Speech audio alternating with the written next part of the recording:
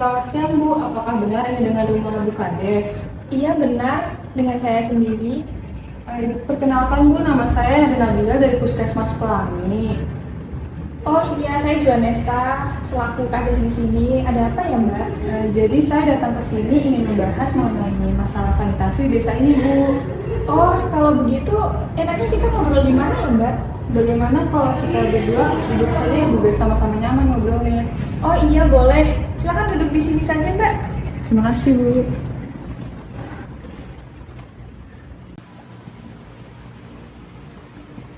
Jadi tadi gimana ya Mbak? Katanya Mbaknya mau membahas desa ini ya?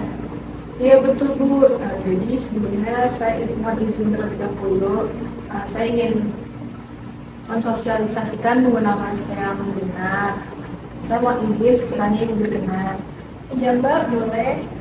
Terima kasih Bu. Jadi sebelumnya saya izin mengkonfirmasi apakah benar sudah dibangun WC umum dari 3 bulan yang lalu oleh pemerintah setempat.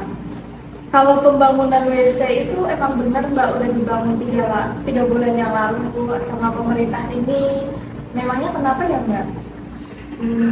Begitu ya Bu. Jadi menurut pengamatan saya sendiri, sepertinya penggunaan WC umum itu belum digunakan dengan baik ya Bu oleh warga setempat.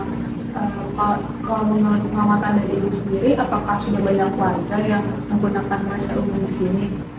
Nah itu Mbak masalahnya, setahu saya warga itu belum pada gunain WC itu karena mereka udah terbiasa buang hajat di kebun atau nggak di sungai gitu ya Mbak. Dan kalau WC umum juga tempatnya kayak tertutup, terus jadi kita ngerasa ngap gitu kan. Jalan ke sana juga udah jalannya jelek, jauh juga Mbak. Jadi gimana dong? Kita kayak ya mengikuti kebiasaan aja membuang hajat di kebun atau di sungai karena lebih gampang. Oh, berarti alasan utamanya itu karena mobilitas dari jalannya sendiri, terus juga airnya tidak mengalir ya Bu? Iya Mbak, betul sekali, lebih mudah ke kebun atau enggak ke sungai aja sih karena ya deket sama rumah kita juga. Saya juga udah bingung, warga banyak yang mengeluh sama kondisi WC yang seperti itu. Jadi gini Bu, WC itu kan dibuat sebagai fasilitas pembuangan kotoran manusia. Nah itu juga sangat berpengaruh sama kesehatan dan lingkungan. Kalau misalnya kita buang hajat yang ada di WC, itu akan berdampak sama kesehatan dan lingkungan kita sendiri. Jadi apakah Ibu tahu kalau misalkan kita buang hajat di sungai itu bisa bikin diare, dan juga selain diare itu ada bayi bisa terkena pneumonia karena pencemaran udara melalui tinja. Waduh, kalau kayak gitu sih saya nggak tahu ya Mbak. Lagi pula mau gimana lagi? Dan setahu saya juga orang yang sakit karena buang hajat sembarangan itu nggak banyak, malah mereka tuh lebih banyak karena jajan sembarangan aja sih. Dan kayaknya juga orang-orang sini lebih nyaman buang hajat di sungai karena mereka bisa langsung basuh dengan air sungai itu sendiri daripada di WC gitu kan ya. Kalau di sungai itu kan udaranya sejuk, ada angin sepoi-sepoi, jadi kita nggak ngerasa ngap. Nah kalau di WC yang kebetulan kemarin dibangun sama pemerintah itu tuh bikin kita ngap dan ngerasa gerah, ditambah juga karena airnya susah ngalir ke sana, jadi kita kayak kesusahan kalau mau basuh setelah buang hajat. Saya paham, tapi tetap saja banyak banget penyakit yang bisa ditimbulkan dari buang hajat sembarangan di sungai atau kebun ini. Nah, menurut WHO sendiri, angka kematian akibat diare ini diakibatkan oleh kekurangannya air bersih dan keterbatasannya sistem sanitasi, dan juga diperparah sama orang-orang yang buang hajat sembarangan seperti ini Bu. Nah, terus kan nanti kalau kita buang hajat sembarangan tuh kan bakal terkena diare. Nah, kalau jika kita terkena diare, kondisi tubuh kita akan turun. Nah, nanti penyakit lain jadi masuk. Waduh, iya juga ya Mbak. Saya baru tahu kalau ternyata akibat dari buang hajat sembarangan itu separah itu.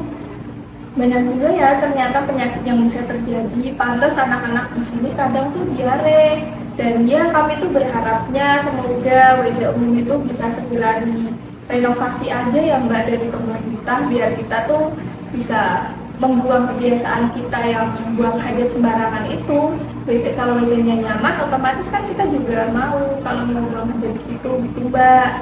Nah, tadinya anak-anak di banyak daerah itu mungkin akibat dari air yang kotor juga yang tercemar, akibat buang hajat sembarangan. Oh iya Mbak, kalau boleh tahu memangnya seperti apa sih Mbak WC yang sesuai itu? Jadi gini Bu, kategori jambannya disebut sehat itu jika pembuangannya di tempat khusus pembuangan beja. Nah, kalau misalnya buangnya masih di sungai itu belum dikategorikan sehat.